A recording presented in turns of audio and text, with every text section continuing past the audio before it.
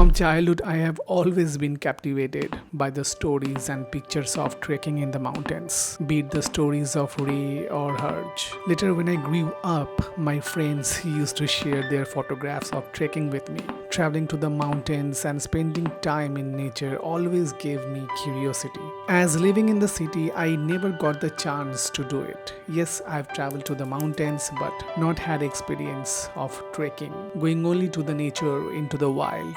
Even at first, I didn't have any idea about this world. I used to think this existed in movies and documentaries and meant only for expert. Who could have thought that the regular people like me could do even afford this kind of little adventures? Since that time, I wanted to go very badly on these kinds of trips. But you can say that for my work pressure or time management issue, I kept on postponing this kind of trips. But this year, in the month of January, something happened. Look, I'm in my 30s and reflecting on my life, I realized I don't have that much of experience that I can cherish in my deathbed. And I don't want to live a life like this. I always believe that if you do not have that much of experience in your life, then you are not able to know actually who are you. Who are you? So that's why I dedicated this year to gather as much experience as I can so that I can better understand myself. And at last I decided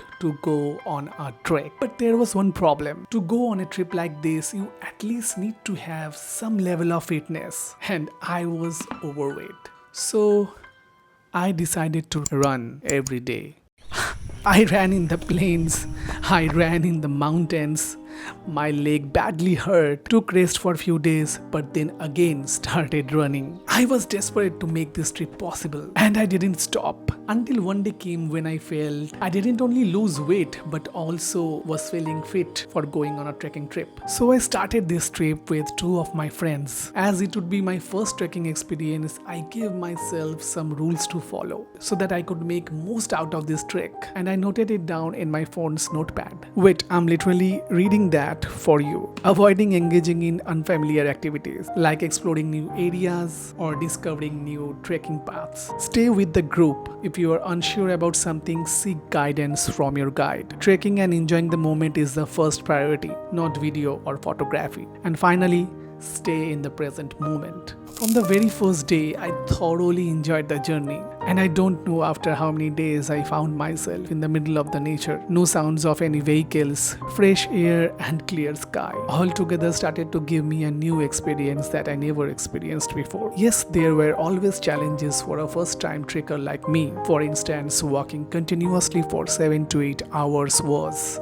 exhausting. And cherry on the top, I also had an issue of vertigo. So walking beside the mountain cliffs was not only a challenge but also scared the hell out of me. On the other hand, there were many unforgettable moments like enjoying a bonfire under an open sky on a mountain and staying in a tent, doing all my business outside in the nature. Overall, to a great extent, my goal of this year was fulfilled, that is gathering as much experience as I can. Not only that, this first time trekking experience had taught me few life lessons that I would take with me for the rest of my life. And listening to this too, I hope somehow will help you in your life too, and may even inspire you to go on these little adventures. Who knows? So here are the 5 lessons I learned after trekking for the first time.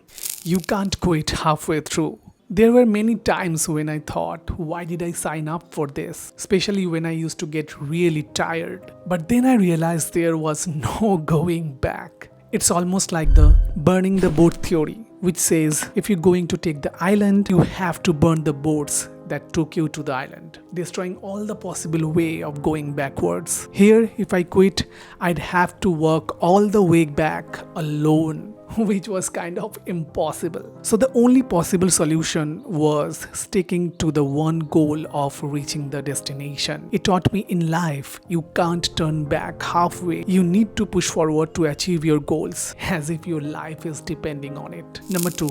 It's okay to take rest. Many newbie trekkers like me feel the need of going to the campsite as early as possible, proving everyone that how strong I am. But in reality, this just makes the situation worse. You will feel more tired, late, and exhausted. If you need to rest, then rest. Rest is necessary. Like in life, always thinking about moving forward doesn't help. It's okay to take break, to go on a holiday, or take a power nap between your work. Rest will only make things better for you. There is no need to hurry. At first I thought rushing would get me to the end faster, but all it did was leaving me out of breath and wishing for a helicopter. By pacing myself, I was not only making me tired, was also not able to enjoy the scenic beauty surrounding me. It made me realize sometimes life isn't a race, it's a journey to be enjoyed, not rushed through. Every moment of hardship strengthens your character. Every tough steps and uncomfortable moments tested my limits. I kept thinking this better make me a superhero by the end. But seriously, going through those hardships really did build my strengths and taught me that what doesn't kill you makes you really strong. And you'll find the strengths you didn't know you had. Number 5. The final view is beautiful. So is the entire journey. This is the first time after watching something I have tears in my eyes.